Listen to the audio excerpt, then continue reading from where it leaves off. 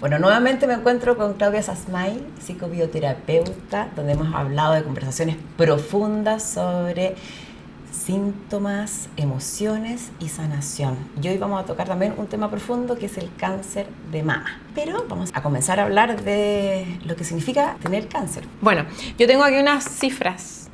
Cada 20 minutos muere una persona en Chile por cáncer. Imagínate. ¿Aquí las estadísticas son altas en comparación al resto del mundo? Sí, dentro del mundo, por lo que yo he visto, se ha triplicado el cáncer en los últimos años. Obviamente hay un montón de factores que podemos decir qué pasó en estos últimos años, ¿no? Podemos encontrar varias respuestas. Pandemia, por ejemplo. Claro, pospandemia, alimentación, estrés, bueno, el nivel de estrés que también no nos permite poder regular y expresar nuestras emociones, etcétera, ¿no? Y en Chile tenemos 55 casos por cada 100.000 mujeres de cáncer de mama.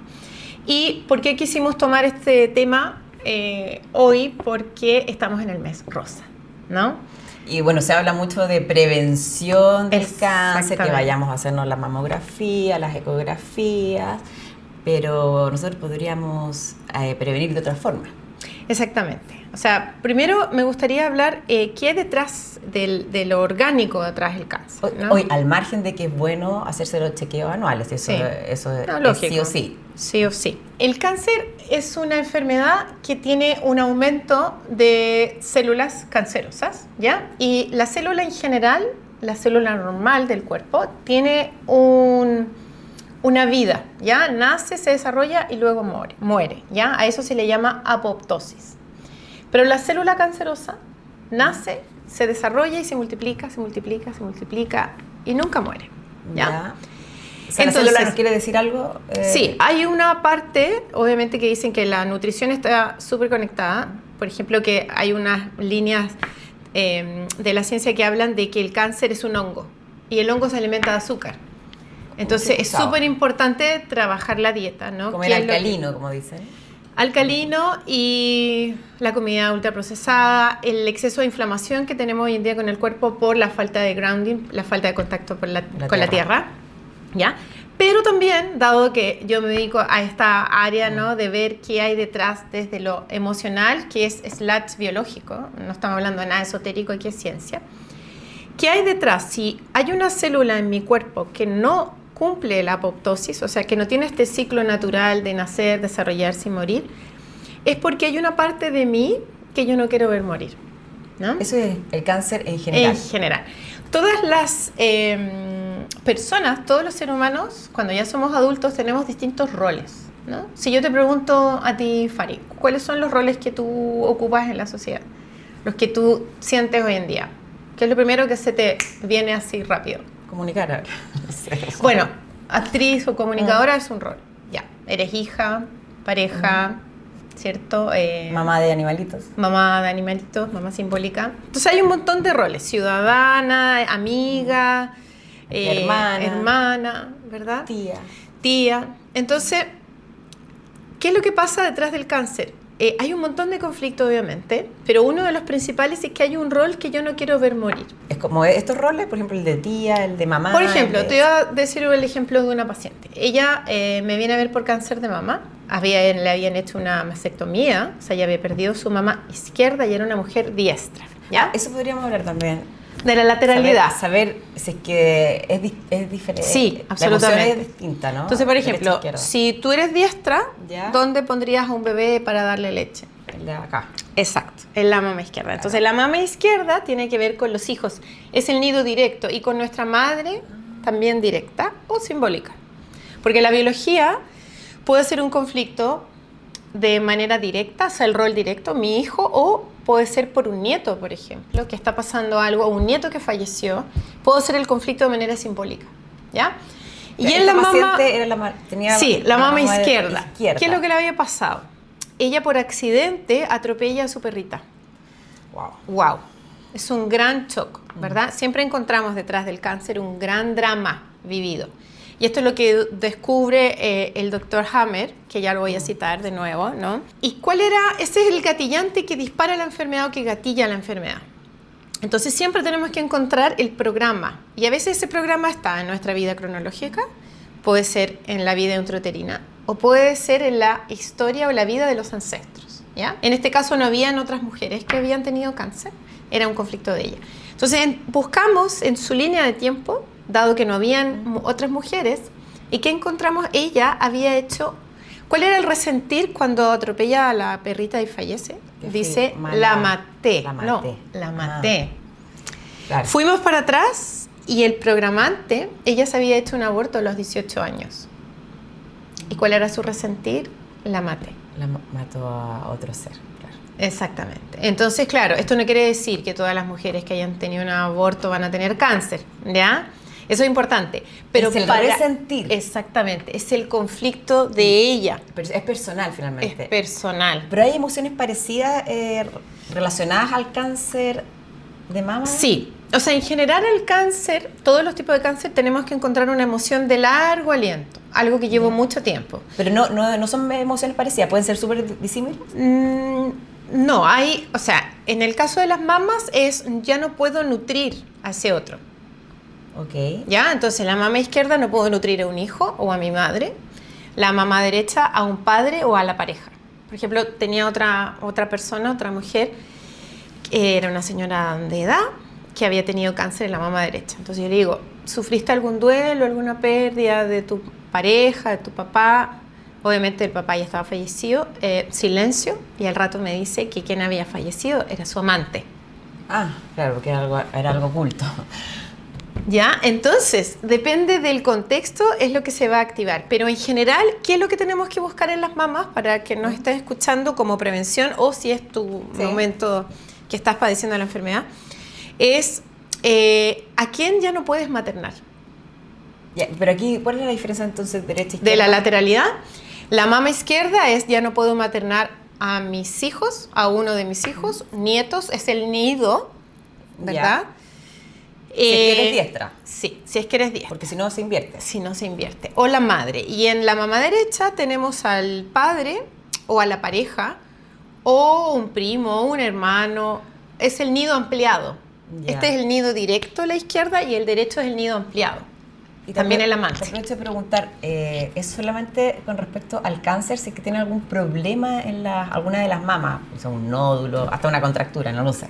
¿También tiene que ver con un conflicto parecido o no? Sí. Hay que ver, el conducto es una cosa, la glándula es otra, son distintos. La mama se tiene que dividir en 4 cuadrantes. Ya. Entonces, si es más lo interno, tiene que ver conmigo, o un vínculo interno. Si es más hacia afuera, ahí hay que ir viendo. Y si tiene agarrado también ganglios, significa que tengo una desvalorización, me siento poco apoyado, por ejemplo. Y una persona que, porque se dice que el cáncer se hereda, y hemos hablado de que eso es un 4%, sí. Y según el entorno o qué es lo que está viviendo la persona propiamente tal, es lo que va a desencadenar. Claro. En este caso, estas personas que tienen esa herencia y que tienen quizás ese miedo, ¿el miedo también influye en que te afecte? Absolutamente, porque el miedo es lo que más baja tu capacidad autoinmune. Claro, la epigenética, como hemos dicho en los lives, es solamente un 4% de probabilidad de que tú actives un programa del cáncer, ¿ya? O sea, que una enfermedad realmente sea heredable o heredada. El resto es el ambiente donde vive la célula. ¿Y qué es el ambiente? Lo primero es la nutrición celular. Cómo yo alimento la mitocondria, el centro de mi célula. Aquí estamos hablando que no solamente emoción, es un todo. No, es un todo. ¿Cómo alimento? También. Exacto. ¿Qué descanso le doy a mi cuerpo? ¿No? La higiene de sueño. ¿Cómo me relaciono con el estrés? ¿Libero el estrés o le doy lo más y estoy súper estresada o necesito tomar pastillas para dormir, etcétera? Después también el electromagnetismo también se sabe que afecta la célula. El celular, las cosas enchufadas. O sea, en la noche si te puedes desconectar maravillosamente, si puedes hacer tierra por lo menos 15 minutos al día. Dicen que teniendo hasta por ejemplo, si tú tienes una lámpara y está enchufada y no está encendida, igual hay... Sí, igual hay. Menos que el Wi-Fi, claro, pero igual hay. No o dormir con el celular en el velador. O el teléfono enchufado mientras estás durmiendo también. O cuando está descargado y estar hablando con el teléfono casi enchufado, eso es pésimo. Horrible. Sí, de hecho hay mediciones. Sí, hay mediciones. Bueno, eso por un lado. Y es súper importante también la información transgeneracional. Y sobre todo la creencia. Si, por ejemplo, volviendo a lo del inicio, si tú crees que tu rol en la vida es ser mamá y algo le pasa a tu hijo y tú ya no puedes seguir siendo ese rol, algo va a pasar en tu mamá izquierda si eres diestra. Lo o que en le tu pasó mamá. a la señora del Dr. Hammer. Exactamente. ¿Qué le pasó al Dr. Hammer y a Falleció su su señora? hijo. Su hijo falleció, él tenía 19 años por una bala loca, estuvo en coma varios meses y finalmente fallece. Ellos ya eran un matrimonio mayor, ya no podían tener hijos. No era su único hijo, pero igual ya no podían tener hijos. Entonces, a ambos, que los dos eran médicos, les da cáncer en las gónadas. ¿Las gónadas para qué sirven? Para procrear. Para procrear. Ella fallece de cáncer en los ovarios. Se hace el tratamiento correspondiente, qué sé yo, y él decide no hacerse nada y dijo, aquí pasó algo. Ambos tuvimos este gran choque, esta gran pérdida, este gran trauma, y ambos tuvimos cáncer. Y empezó a entrevistar porque él era oncólogo y radiólogo, o sea, trabajaba con gente en cáncer todos los días de su vida. Entonces, del 100% de sus pacientes que él entrevistó, todos habían vivido un gran shock, que él llamó bioshock. Es un trauma vivido en la biología. ¿Qué hace el cuerpo? Hace la enfermedad como una solución biológica al conflicto. Entonces, volviendo a las gónadas, hago un hijo simbólico, hago un tumor. De hecho, un tumor para la biología, un hijo, perdón, es un tumor. Solo que la madre lo acepta. Claro. ¿Ok? Exacto. Pero ¿por qué es un tumor? Porque es un aumento de células. Es así de simple. Entonces, ambos hacen tumor en sus gónadas, provocando posteriormente el cáncer, que se transformó en una enfermedad cancerosa, porque puedo tener un tumor sin ser canceroso, ¿ya? Eso es importante también aclarar. No todo tumor es un cáncer. Bueno, y él empezó a estudiar todos estos bioshock y por eso lo relacionó a todo, o una emoción que hay detrás, pero no hizo... no solucionó el tratamiento, que eso lo hizo otra persona. Exactamente. Los tratamientos para cada bioshock en el fondo. Claro, ¿no? él descubre este relé cerebral, pero claro, él no sabía muy bien cómo solucionarlo. El problema. Y ahí es donde entra Christian Fletch y suma la PNL y suma otras cosas, la hipnosis, que es un poco la base de lo que yo hago, para solucionar el conflicto. Porque la enfermedad es una solución biológica a un conflicto emocional que tú no tuviste solución en ese momento. Entonces sería, para prevenir las personas que no tenemos cáncer, gracias a Dios, sería estar escuchando el cuerpo, obviamente, la buena alimentación, Sí. El buen manejo de las emociones, ¿sería? Sí, y escuchar a qué rol te sientes apegado. Porque Rol y creencia. Sí, rol, creencia y además súper importante, claro, el rol está asociado, ¿verdad?, al lugar que yo siento que ocupo en el mundo, ¿cierto? Pero es el rol ese de empecinamiento. Claro, que está un poco desde la neurosis. O sea, una mamá que no puede ser mamá si no es otra cosa. En el fondo es, si no soy mamá, no soy nada, no existo. O sea, yo voy a poner ejemplos cercanos. Tengo amigas que no quisieron ser mamá nunca, pero sí maternaron quizás a un hermano. Y sí tuvieron algún tumor. Ya. Y se les solucionó y todo eso. Eso es porque es es un hijo simbólico. Por eso Claro. te decía que la biología funciona de manera real o simbólica. O sea, es un rol de hijo directo, pero puede ser un nieto, por ejemplo. O un hermano que yo concebí como hijo en algún momento de mi vida por la diferencia de edad, porque papá y mamá no estaban disponibles para él, y yo lo tomé como un hijo simbólico, o un sobrino, o un nieto, no importa. O una mascota, como en el caso Claro. del cáncer de Y yo voy a esta poner un paciente. ejemplo bien personal. Bueno, tenemos un grupo de amigas y de las 7 amigas que somos 5 que no fuimos mamás y queríamos ser. No, hay una que no quería ser. Yo quería ser mamá. Bueno, ya dadas las condiciones no se dio. Quizás no tuve esa neurosis hasta el momento, gracias a Dios. No he desencadenado ningún cáncer, gracias a Dios. Quizás he desencadenado otras cosas.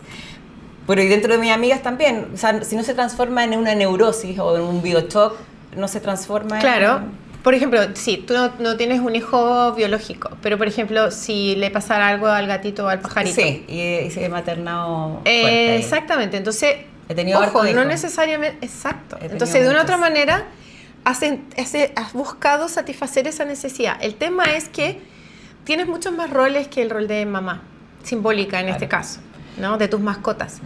Entonces, por eso es importante que las personas que nos estén escuchando, que te logres preguntar a qué rol tú te sientes pegada, ¿no? Conectada, que sin ese rol tú no puedes existir más. Te cuento otro caso de otro cáncer. Era un hombre que para el terremoto pierde todo sus negocios y él tiene un linfoma. Y su resentir es, ya no tengo el apoyo de nada, porque tenía, bueno, propiedades, qué sé yo, y pierde todo. El terremoto ya hace un buen tiempo atrás. Entonces, él dejó de sentirse apoyado. Y los ganglios son el apoyo de nuestro cuerpo. ¿Ya? Entonces, hay que descubrir. Otra cosa que le podemos enseñar a la gente es, ¿para qué sirve el tejido enfermo canceroso? Por ejemplo, en el útero. ¿Para qué sirve el útero? Para procrear.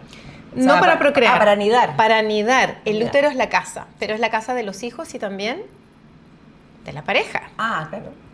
Entonces también puedo ser un cáncer porque hay una parte del útero que puedo ser un cáncer porque, por ejemplo, mi marido me fue infiel. Es lo sucio que toma el útero, ¿ya? Entonces hay que preguntarse, ¿para qué sirve mi tejido enfermo? Y ahí tú puedes encontrar cuál fue tu solución biológica.